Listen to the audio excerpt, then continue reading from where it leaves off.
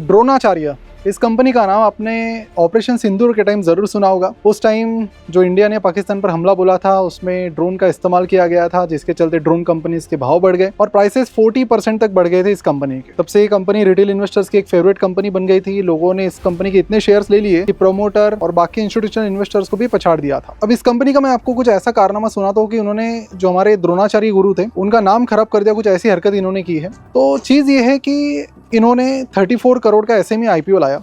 अब ये जो SME IPO था काफ़ी इसे सक्सेस मिली, लिस्टिंग गेन भी लोगों को अच्छा मिला। अब इसमें 34 करोड़ रुपीस का ये IPO था। 34 करोड़ में से 28 करोड़ रुपीस कंपनी ड्रोन के पार्ट्स खरीदने के लिए यूज करने वाली थी। लेकिन जब सेबी ने इनका इन्वेस्टिगेशन किया कुछ कंप्लेंट्स के बाद, तो पता चला कि इन्होंने 28 करोड़ छोड़ो, कितने के पार्ट्स खरीदे होंगे, मात्र 70 लाख रुपए के। बाकी पैसा सारा डाइवर्ट कर दिया। साथ ही फाइनेंशियल ईयर 2024 में इनका 35% रेवेन्यू मात्र 2 क्लाइंट से आया। लेकिन सेबी को अपने इन्वेस्टिगेशन में कहीं पर यह नहीं दिखा कि किस तरह की सर्विसेज इन्हें प्रोवाइड की गई, जिसके चलते वो रेवेन्यू आया। मतलब यानी कि आप समझ लो कि झूठे रेवेन्यूज इन्होंने दिखाने की कोशिश की अकॉर्डिंग टू सेबी रिपोर्ट्स। और अगर उस रेवेन्यू को हटा दे तो जो 6 करोड़ का प्रॉफिट कंपनी को हुआ था वो शायद 3-4 करोड़ के लॉस में तब्दील होता। लेकिन लोगों को ये चीज पता नहीं थी क्योंकि कंपनी अपने अंदर ही अंदर कुछ ना कुछ गफलेबाजी कर रही थी। लेकिन इंटरेस्टिंग एक और बात ये है कि कंपनी के प्रोमोटर्स ने इसमें अच्छा खासा पैसा कमा लिया, कंपनी के बोर्ड मेंबर्स ने अच्छा खासा पैसा कमा लिया। IPO से पहले जिन जिन इन्वेस्टर्स ने, बड़े बड़े इन्वेस्टर्स ने कंपनी में पैसा डाला था, 201 इन्वेस्टर्स ने पैसा डाला था, 168 ने पहले ही एग्जिट ले लिया पिक पर और प्रॉफिट बुक कर लिया। 200 रुपए पर इस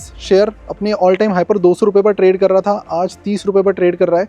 समझ सकते हो किस तरह के बड़े लॉसेस यहाँ पर रिटेल इन्वेस्टर्स को हुए हैं, किस तरह की चीजें इंडिया में चलती है। और इससे भी इंटरेस्टिंग बात यह है कि ये सारे करोड़ों के इन्होंने गफलेबाजी के इन पर आरोप लगे हैं। फाइन कितने का लगा होगा? तो इन पर एक बहुत बड़े फाइन लगे हैं। कंपनी पर 10 लाख रुपीज का, फाउंडर्स पर 20 लाख रुपीज का। ये जो फाइन्स लगे उसके बाद मुझे लगता है कि आगे से कोई कंपनी डेयरिंग नहीं करेगी इस तरह के जो फ्रॉड और स्कैम है वो करने का। साथ ही एक और चीज मैं यहाँ पर हाईलाइट करना चाहता हूँ कि देखिए, रिटेल इन्वेस्टर्स सिर्फ प्रॉफिट एंड लॉस पर आपको भरोसा नहीं करना है, कैश फ्लो देखना है। इनके cash generated from operating activities यानी CFO, ये चीज आपको देखनी है जो कैश फ्लो स्टेटमेंट में आपको दिखती है। इनका CFO हमेशा से निगेटिव रहा है और वो चीज हमें बताती है कि कंपनी कभी कैश में बना ही नहीं पाई पैसा। तो भाई प्रॉफिट बनाए वो पहले से डाउटफुल थे। एक टाइम था कि हमने भी इस कंपनी को रिसर्च के लिए लिया था, लेकिन निगेटिव CFO देखकर साइड में रख दिया, क्योंकि ठीक है इमर्जिंग कंपनी है, लेकिन अगर कैश फ्लो आपका ढंग का नहीं है तो गड़बड़ होने के चांसेस भी वहां पर होते हैं। और एक्चुअली वही चीज यहाँ पर हुई है। क्या आपको लगता है गुरु द्रोणाचार्य का इन्होंने नाम खराब किया? कमेंट करके जरूर बताइए। और SME IPO को ड्यू डिलीजेंस अच्छे से कीजिए, डिटेल में एनालिसिस कीजिए, नहीं तो शायद आपके साथ भी इस तरह की चीजें हो सकती है।